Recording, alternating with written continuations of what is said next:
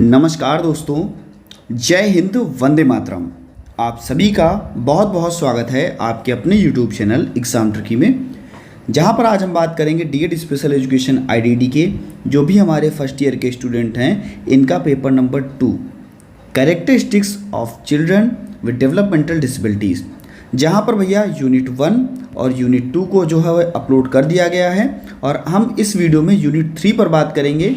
ऐसे ही हम लोग यूनिट 4 और 5 को आज ही ख़त्म कर लेंगे शाम के रात 10 बजे तक, है ना।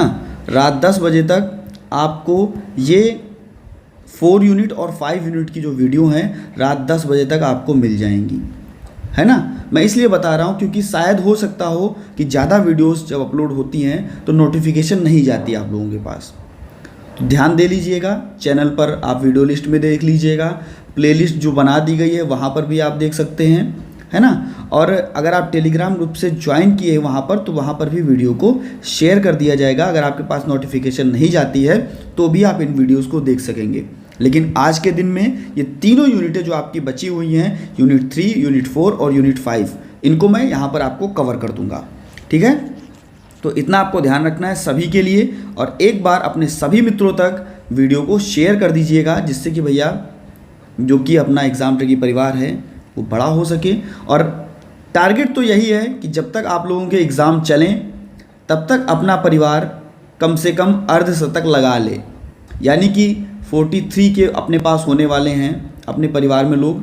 43,000 का जो परिवार है वो अपने साथ जुड़ने वाला है, होने वाला है, और केवल 7K कम है तो अपने पास में क्या होगा, 50K का परिवार आपके पास हो जाएगा। और आपका ये उत्तरदायित्व तो बनता है कि कितनी जल्दी अपने इस 50K के परिवार को आप लोग पूरा करते हैं, क्योंकि आपको भी पता है जैसे ही आपका 50K का परिवार पूरा होगा भैया थोड़ा अच्छा लगेगा, और हम लोग सेलिब्रेट करेंगे किन बच्चों के साथ में, अपने दिव्यांग बच्चों के साथ में, है ना, उनके साथ में सेलिब्रेट करेंगे। और क्योंकि ये चैनल जो है खास करके उन्हीं को समर्पित है, तो हम उनके साथ सेलिब्रेट करेंगे और आपको भी साथ में वहाँ पर रखेंगे।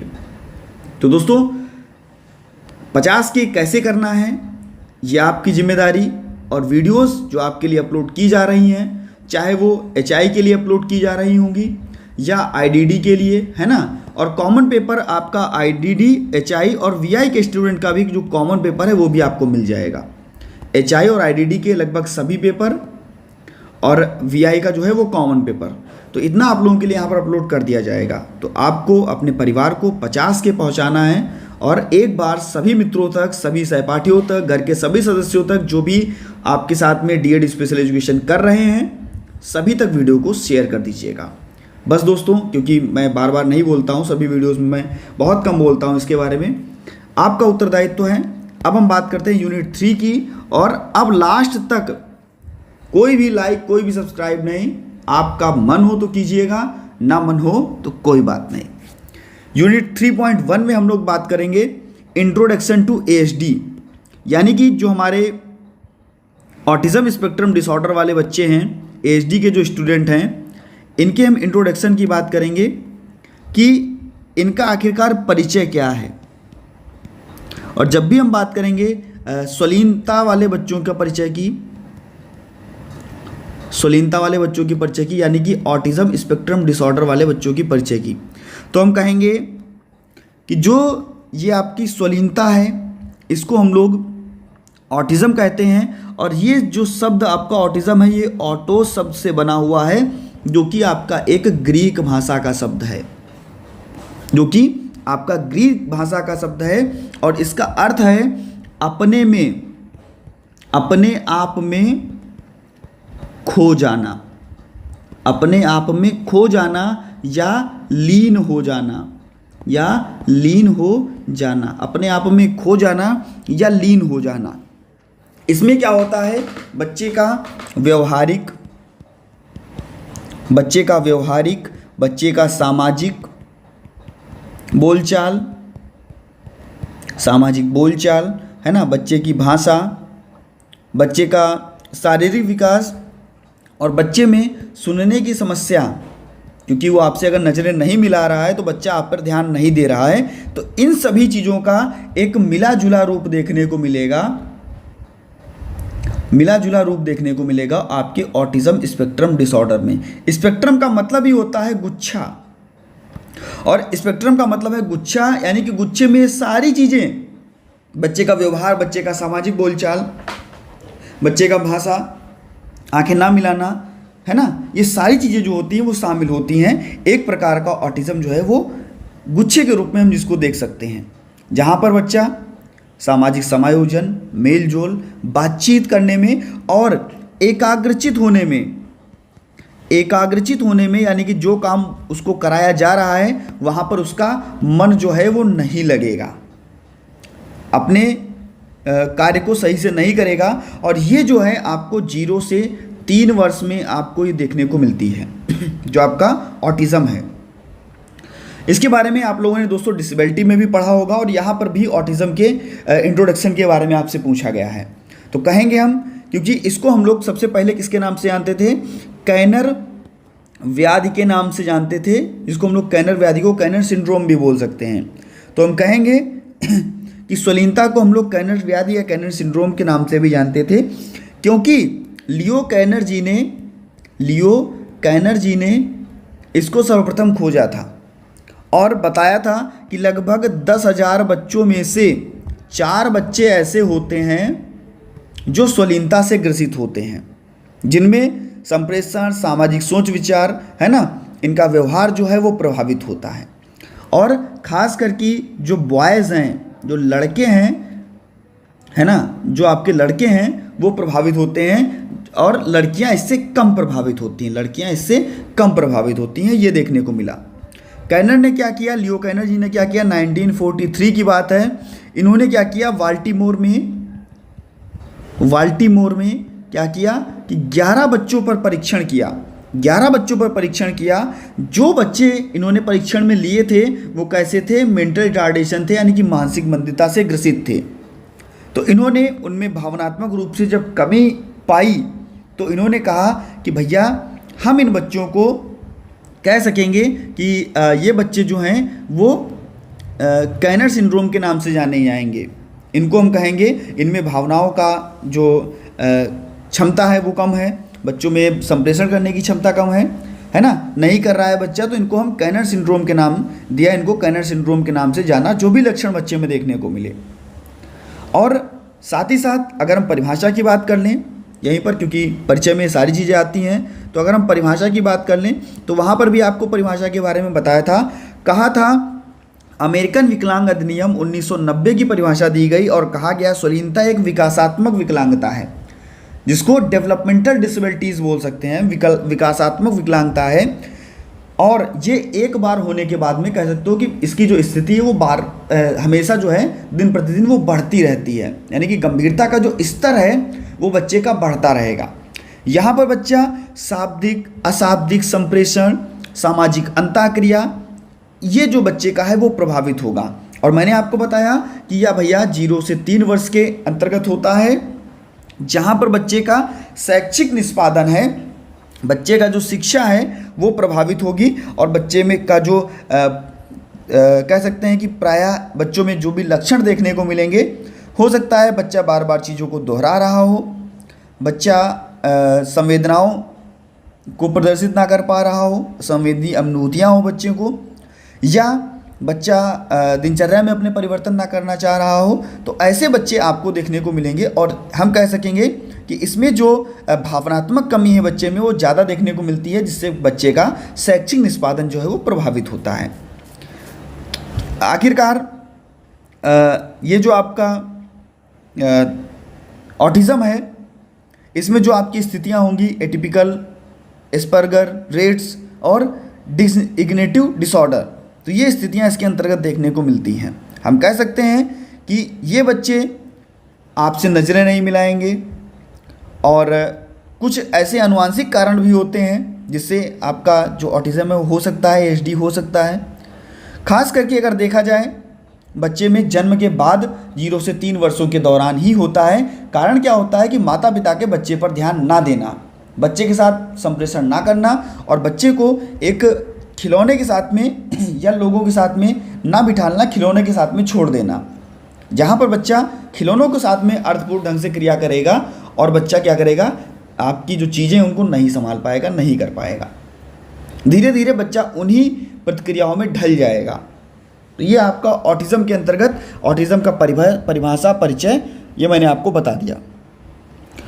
ऐसे ही जो भी वैज्ञानिक थे वो बताते हैं कि संभवतः या कोई ऐसा कारक है जो बच्चे को एचडी होने के लिए अधिक संभावित बनाते हैं, जिसमें पर्यावरण और आनुवंशिकी ये दोनों चीज़ें शामिल हैं। जहाँ पर हम कह सकते हैं कि यह निष्कर्ष निकाला जाएगा या निकाला गया है कि खसरा हुआ, रुबैला हुआ, ये जो है एचडी के बीच का कारण या संबंध इनमें नहीं हो सकता है। ठीक है, तो ये आपको देखने को मिलेगा आपके एचडी में, ऑटिज़म स्पेक्ट्रम डिसऑर्डर में। इसके बाद में कह रहा है जो आपका 3.2 है, 3.2 में किन चीज़ों को पूछा गया बात करते हैं। तो कह रहा है कि आत्म केंद्रित यानी कि स्वलीन है ना, स्वलीन, जो स्वलीनता से ग्रसित बच्चे हैं उनमें संचार, बातचीत, विचार और व्यवहार, ये सारी चीज़ें जो हैं वो कैसे देखने को मिलेंगी, कैसे हम लोग इन चीज़ों को समझेंगे। जो भी हमारे ऐसे बच्चे हैं इनमें हम कैसे चीज़ों को समझेंगे। तो कहेंगे भैया जो भी हमारे शिशु होंगे जो ऑटिज़म से अगर हमको लग रहा होगा कि बच्चे में स्वलीनता है, तो बच्चे की खासकर की उम्र क्या है इस पर हमें ध्यान देना होगा। बच्चा कहाँ पर चीज़ों को ध्यान केंद्रित कर रहा है, कहाँ पर नहीं कर रहा है। शायद बच्चा आँखों से संपर्क ना कर रहा हो और माता पिता के साथ में विशिष्ट जो बातें हैं, जो संचार है, बच्चा ना कर रहा हो। जीवन के दूसरे और तीसरे विकसित वर्षों में ये आपको देखने को बहुत ज़्यादा मिलता है, जिसमें अगर बच्चे को सामाजिक जुड़ाव ना दिया जाए तो बच्चा क्या करेगा, समाज से नहीं जुड़ पाएगा और बच्चे में क्या आ जाएगी, उदासीनता आ जाएगी, है ना। बच्चे में क्या आ जाएगी, उदासीनता आ जाएगी। तो क्या होगा, जब उदासीनता आ जाएगी तो बच्चे में जो संचार गतिविधियां हैं, परिवेश के साथ जो समानता है, बच्चे में दोहराव है ना, सामाजिक कामकाज, ये सारी चीज़ें जो हैं वो बच्चे की प्रभावित होंगी। और जब ये सारी चीज़ें बच्चे की प्रभावित होंगी तो बच्चा भैया सामाजिक बातचीत में भी जो है उसको कह सकेंगे कि पिछड़ापन महसूस होगा। जैसे बच्चे का नाम पूछने पर कोई प्रतिक्रिया ना देना, कभी भी प्रतिक्रिया ना देना, बहुत देर बाद प्रतिक्रिया देना, बच्चे को गले लगाने पर, उसको पकड़ने पर बच्चे का विरोध करना, अकेले में ही बच्चा खेलना पसंद करता है ना। जो भी चेहरे की अभिव्यक्ति है वो देखने को मिलती है। बच्चे में भाषा का विकास कम होने को देखने को मिलता है। शरीर का जो शारीरिक विकास है वो भी बच्चे में कुछ धीमा हो जाता है ना। और हम कह सकते हैं कि बच्चा जो है वो आक्रामकता दिखाता है। अगर आप उसकी चीज़ों में परिवर्तन दे रहे हो, परिवर्तन कर रहे हो, तो भैया बच्चा क्या करेगा, आक्रामकता दिखाएगा और आपसे चीज़ों को कह सकते हैं कि अशाब्दिक संप्रेषण में भी जो भी है कठिनाइयाँ देखने को मिलेंगी। बच्चा अपने चेहरे के भाव नहीं आपको देगा।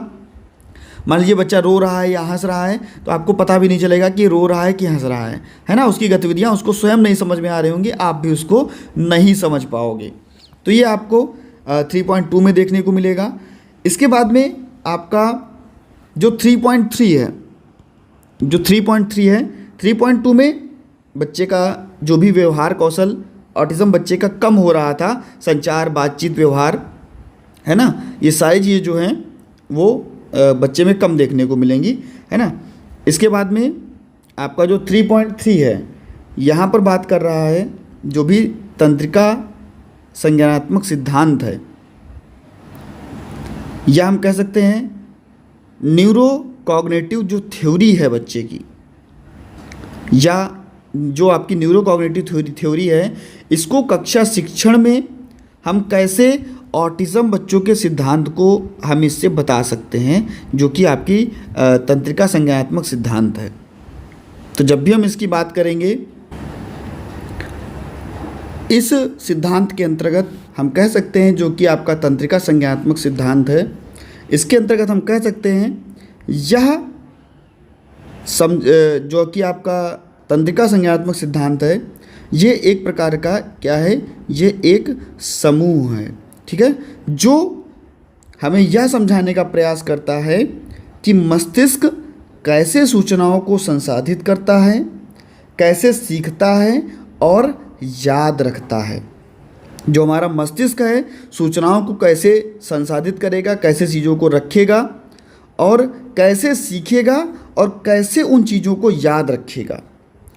इन सिद्धांतों की कक्षा शिक्षण में महत्वपूर्ण प्रासंगिकता देखने को मिलती है, क्योंकि जो छात्र या आपके जो छात्र हैं वो कैसे सीखते हैं, कह सकते हैं कि कैसे इनको हम चीज़ें प्रदान कर सकते हैं, सीखने के परिणाम में कैसे बढ़ावा मिल सकता है, इनको हम कैसे सूचनाओं को एकत्रित करा सकते हैं। तो ये आपका तंत्रिका संज्ञानात्मक सिद्धांत के अंतर्गत देखने को आपको मिलता है, जिसमें आपको देखने को मिलेगा रचनावादी सिद्धांत। रचनावादी सिद्धांत यह शिक्षार्थी को पूर्व ज्ञान, याद रखिएगा, यह शिक्षार्थी को पूर्व ज्ञान और अनुभवों के आधार पर सक्रिय रूप से अपनी समझ का निर्माण कराता है। जो भी विद्यार्थी का पूर्व ज्ञान है, रचनावादी सिद्धांत क्या करता है कि जो भी विद्यार्थी का पूर्व ज्ञान है, जो पहले से बच्चे ने सीखा हुआ ज्ञान है और उसके जो अनुभव हैं, उसके आधार पर बच्चे को सक्रिय रूप से उसकी समझ का निर्माण कराने में जो है रचनावादी सिद्धांत जो है वो उपयोगी है। इसके माध्यम से सक्रिय शिक्षण को प्रोत्साहन मिलेगा, सक्रिय शिक्षण जो है वो प्रोत्साहित होगा और छात्रों को अपने मौजूदा ज्ञान पता लगाने और उसके संबंध को बनाए रखने में जो है अवसर मिलेगा और बच्चा जो है सीखने में आसानी दिखाएगा, आसानी से चीज़ों को सीख पाएगा। ऐसे ही आपका दूसरा क्या है, तो वो आपका है सूचना प्रसंस्करण। ये जो आपका सिद्धांत है ये बताता है कि मस्तिष्क किन कोडों के माध्यम से या किन कोड के माध्यम से, या जैसे कोई भी अगर हमें चीज़ों को याद रखना है तो हम लोग क्या करते हैं, कोई ना कोई ट्रिक या कोई ना कोई कोड का उपयोग करते हैं। तो मस्तिष्क हमारा किन कोडिंग के माध्यम से चीज़ों को ग्रहण कर रहा है, भंडारण कर रहा है और कौन कौन से चरण उसके अंतर्गत आ रहे हैं, जो भी कौशल बच्चा सीख रहा है, तो उसके लिए मस्तिष्क क्या कर रहा है। इसमें क्या होगा, जो भी शिक्षक होगा छात्रों को जानकारी बेहतर कोडिंग के बारे में बताएगा, उसका दोहराव कराएगा, उसकी जो तकनीकें हैं, अच्छी तकनीकें, विस्तारित तकनीकें, जिससे कि बच्चा सीख सके, उनको बच्चा उपयोग में लाएगा, शिक्षक लाएगा और शिक्षक जो है वो ऐसे पाठ को डिज़ाइन करेगा जहाँ पर बच्चा बहुत ही आसानी से जल्दी चीज़ों को सीख सके।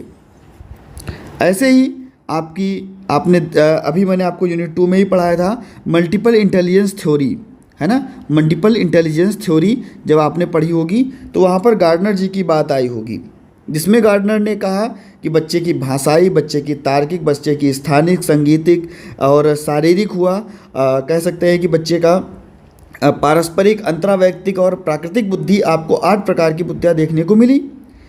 इसके अंतर्गत जो भी बच्चा है उसकी सीखने की शैलियाँ और सीखने की जो शक्तियाँ हैं उसको पहचाना जाएगा और तब जाकर के बच्चे का हम समायोजन करा पाएंगे, बच्चे को एक समावेशी दृष्टिकोण जो है वो दिया जा सकेगा।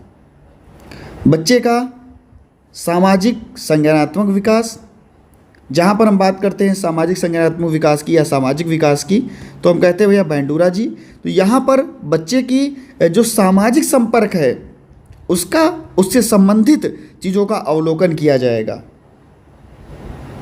शिक्षक को यह चाहिए कि बच्चे को सहयोगात्मक वातावरण के अंतर्गत रखे और बच्चे को सकारात्मक जो चीज़ें हैं उसका प्रोत्साहन दे सके और बच्चे को अवसर सिखाने में मदद मिल सके, बच्चे को आगे बढ़ा सके। ऐसे ही हम लोग कह सकते हैं कि जो भी आपका तंत्रिका संज्ञानात्मक सिद्धांत है, इसमें अगर हम ऑटिज़म बच्चे की बात करें तो ऑटिज़म बच्चे के लिए एक आश्चर्यजनक डिग्री के रूप में इसको देखा गया है। जहाँ पर बच्चा अभिव्यक्ति, शरीर की भाषा, कार्यों और शब्दों की भावनाएं, अपने जो धारणाएं हैं बच्चे की, सहानुभूति, अनुभूतियां हैं बच्चे की, उनमें सब में कमी देखने को मिलती है। ऐसे बच्चों में हम उसके विचारों, उसके भावनाओं, इनको सबको बढ़ाने का प्रयास करते हैं, है ना। क्योंकि इनमें सब में क्या होता है, बच्चे में परेशानी देखने को मिलती है। ऐसे ही हम लोग अगर बात करेंगे, जो कि आपकी एक 1995 में वो पुस्तक दी गई, mind blindness, an essay on autism and theory of mind. इसको किसने दिया? इसको साइमन बैरन और कोहेन ने दिया। इसमें जो भी आपके ऑटिज्म बच्चे थे, इनकी केंद्रीय सैद्धांतिक अवधारणाएं, इनको देखा गया और इन्होंने प्रस्तावित किया, बैरन और कोहेन ने प्रस्तावित किया कि जो आपके ऑटिज्म से पीड़ित बच्चे हैं, इन्हें हम माइंड से भी, यानी कि जो भी मेंटल रिटार्डेशन है उससे भी पीड़ित मान सकते हैं, कह सकते हैं।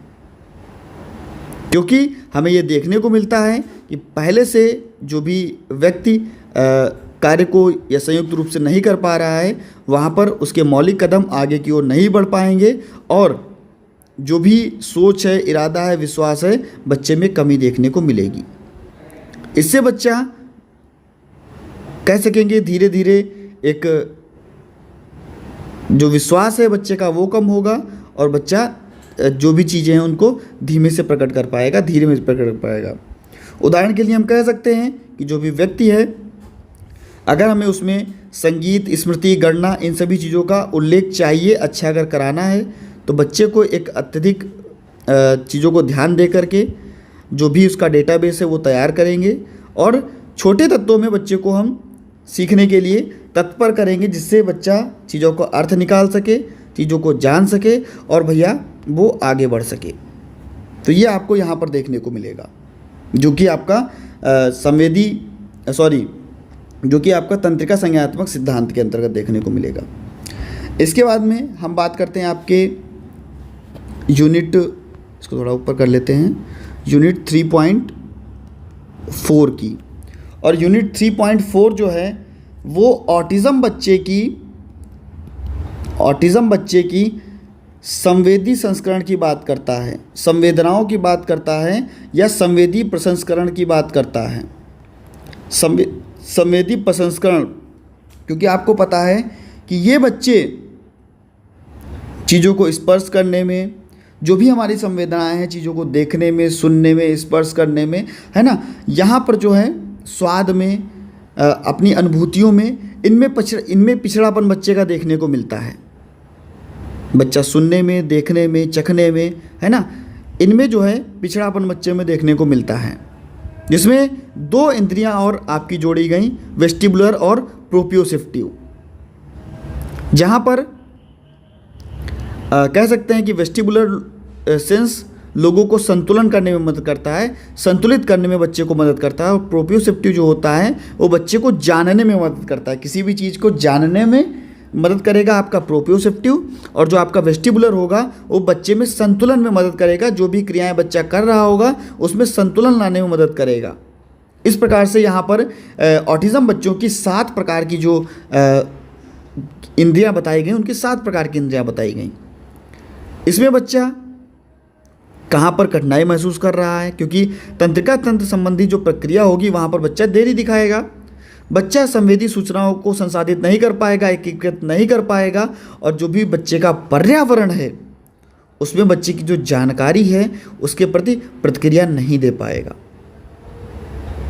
इसमें बच्चे के लिए जो संवेदी सूचनाएं हैं उनको संसाधित किया जाएगा, जो गतिविधियां हैं उनको ध्यान में रखा जाएगा, और बच्चे को कह सकेंगे कि हम लोग एक स्पर्श करके चीज़ों को, और हम कह सकेंगे बच्चे को हम लोग झूले के माध्यम से, या हम कह सकते हैं कि बच्चे को मोटर कौशल के माध्यम से, है ना, जो भी अगर हम कहेंगे स्पर्श करके, तो छूकर बच्चे को बनावट जो है उसको पहचानवा करके, जो कपड़े पहनना अगर बच्चा मना कर रहा है तो हम उसको ऐसे कपड़े देंगे जो भैया बच्चे के लिए कुछ खास हों, है ना, कुछ खास तरीके के कपड़े पहनवाएंगे। जैसे मान लीजिए कि बच्चा बटन नहीं बंद कर पा रहा है तो उसके लिए हम जो भी टी शर्ट वगैरह हैं उसका उपयोग करेंगे, है ना। जो भी चीज़ें हाथ से की जा सकती है, उंगलियों से की जा सकती है, उनके बारे में हम बच्चे को सिखाएंगे। बच्चे को स्पर्श करके स्पर्श धारणा के बारे में बताएंगे और बच्चे का जो अलगाव, चिड़चिड़ापन है, इसको हम लोग दूर करने में मदद करेंगे, क्योंकि बच्चा यहीं पर अतिसक्रियता दिखाता है। ऐसे ही आपका जो भी आपका वेस्टिबुलर सिस्टम होगा, उसमें बच्चे का जो आंतरिक कान है, उसके भीतर की जो संरचना है वहाँ पर संदर्भित करेगा। बच्चे में हम कह सकेंगे जो भी संवेदनशील चीज़ें हैं, जो भी बच्चा यहाँ पर उत्तेजना प्रकट कर रहा है, चलना, बच्चा दूसरे से बात करना, संवेदी तरीके से बच्चे के साथ कूदना, घूमना फिरना, है ना, इसमें अगर बच्चा उत्तेजना उत्पन्न कर रहा है तो हम लोग कोशिश करेंगे कि बच्चे की ये सारी चीज़ें जो हैं उनको हम दूर कर सकें। तो ये आपका 3.4 में आता है। और ऐसे ही हम लोग 3.5 की अगर बात कर लें, 3.5 की बात कर लें तो यहाँ पर कहता है कि जो हमारे बच्चे हैं, इनकी उम्र और अक्षमताओं के बीच में, उम्र और अक्षमताओं के बीच में सीखने की विशेषताएं, सीखने की विशेषताएं। देखिए, अगर बच्चा उम्र हो या अक्षमता है, अगर बच्चा चीज़ों पर ध्यान केंद्रित करेगा तो बच्चा बेहतर सीखेगा, कौशल सीखेगा। बच्चे को हम उसके स्तर के अनुसार अगर चीज़ों को सिखाएंगे तब भी बच्चा बेहतर सीखेगा, है ना। अगर बच्चे को हम अभिप्रेरित करेंगे, जिसको आप लोग कहते हो इंग्लिश में, बच्चे को अगर हम मोटिवेट करेंगे, है ना, बच्चे को अगर हम मोटिवेशन देंगे, मोटिवेट करेंगे, तब भी बच्चा बेहतर सीखेगा।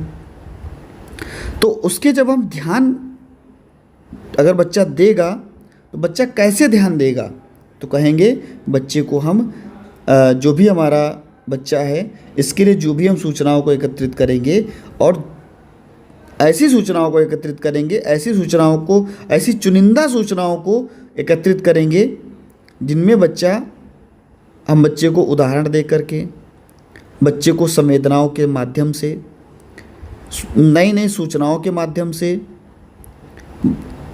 बच्चे के हम कह सकते हैं बच्चे को दिखा करके, है ना, और उनको चीज़ों को अनुकूलित करके, बच्चे का भावनात्मक, बच्चे का सामाजिक, है ना, इन सभी चीज़ों को जो है वो हम प्रभावित करेंगे। इन सभी चीज़ों के बारे में हम बच्चे को देखेंगे कि बच्चा कहाँ पर किन चीज़ों में ज़्यादा ध्यान उत्पन्न कर रहा है। तो जब हम इन चीज़ों को बेहतर बनाएंगे, माता पिता के साथ चिकित्सक का भी ध्यान, भाई एक कोई विशेष शिक्षक आएगा या चिकित्सक आएगा, वो भी बच्चों पर ध्यान देगा। जब बच्चों पर ध्यान देगा तो ये सारी चीज़ें बच्चे को कैसे सरल तरीके से हम सिखा सकते हैं, जो भी बच्चे की संबंधित चीज़ें हैं, उसका स्तर क्या है, उसका ध्यान किन किन चीज़ों में लग रहा है, कहाँ पर बच्चा पिछड़ापन महसूस कर रहा है। तो जो हमारे बच्चे होंगे, इनको हम निरंतर इन पर ध्यान रखने की आवश्यकता है, क्योंकि ये बच्चे कैसे हैं, ऑटिज़म बच्चे हैं, और ये जो विकासात्मक विकलांगता के अंतर्गत आएगा तो इसकी स्थिति जो है वो ज़्यादा गंभीर होती जाएगी। तो ऐसे अध्याय या ऐसे पाठ को हम पढ़ाएंगे जो बच्चे के लिए अच्छा हो, जिसमें बच्चा ऐसे कौशल को कराएंगे जिसमें बच्चा सीखने के लिए तत्पर हो, और जो भी हमारा ऑटिज़म बच्चा है इसको हम लोग समाज में जोड़ सकें। बच्चे को हम लोग मोटिवेट करेंगे, मोटिवेशन देंगे। मोटिवेशन बहुत ज़रूरी है। जहाँ पर मोटिवेशन क्या है, किसी एक व्यक्ति की एक अवस्था के रूप में हम इसको जानेंगे, जहाँ पर एक निश्चित व्यवहार और निश्चित उद्देश्य बच्चा अगर पा रहा होगा। अब जैसे मैं आपसे कहता हूँ कि भैया आप ऐसा करो, वीडियो को लाइक कर दो, है ना। लाइक करते हो जब आप लोग, तो मुझे क्या करता है भैया, मुझे अच्छा लगता है कि मान लो कि 3000 बच्चों ने देखा और भैया क्या हुआ कि सभी बच्चों ने लाइक किया, या 3000 में से 2000 बच्चों ने लाइक किया, तो मुझे क्या होता है, यहाँ से मोटिवेशन मिलता है और मैं क्या करता हूँ कि और अधिक और अच्छा बनाने का प्रयास करता हूँ। ऐसे ही अगर आपको कोई मोटिवेट कर रहा होगा कि भैया आप ऐसा करो, आप पढ़ लो, है ना, आप अपना डीएड स्पेशल एजुकेशन कंप्लीट कर लो, है ना, आपको क्या मिल जाएगा, आप शिक्षक बन जाओगे, आप टीचर बन जाओगे। तो यही चीज़ें एक ऑटिज़म बच्चे को भी प्रभावित करती हैं, प्रेरित करती हैं, जिसमें हम कह सकते हैं कि जो हमारे ऑटिज़म बच्चे हैं इनको अगर हम मोटिवेट करेंगे तो इनमें एक नई ऊर्जा का विकास होगा। जब नई ऊर्जा का विकास होगा तो क्या होगा कि बच्चा सीखने के लिए तत्पर होगा, और जब बच्चा सीखने के लिए तत्पर होगा तो क्या होगा कि जो भी शारीरिक अवस्थाएं हैं, जो भी मानसिक दशाएं हैं, है ना, बच्चा यहाँ पर भी चीज़ों को बेहतर करेगा और बच्चे में जो है वो सामाजिक प्रेरणा का भी विकास होगा। बच्चा अपनी ऑटिज़म की स्थिति जो है उससे कहीं ना कहीं चीज़ों को सुधार सकेगा।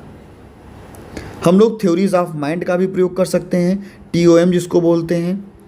तो यहाँ पर यह समझने की ज़रूरत होगी कि दूसरे लोग अलग तरह से कैसे सोचते हैं, दूसरे लोग क्या सोचते हैं और क्या महसूस करते हैं, इसमें सटीकता दिखानी होगी।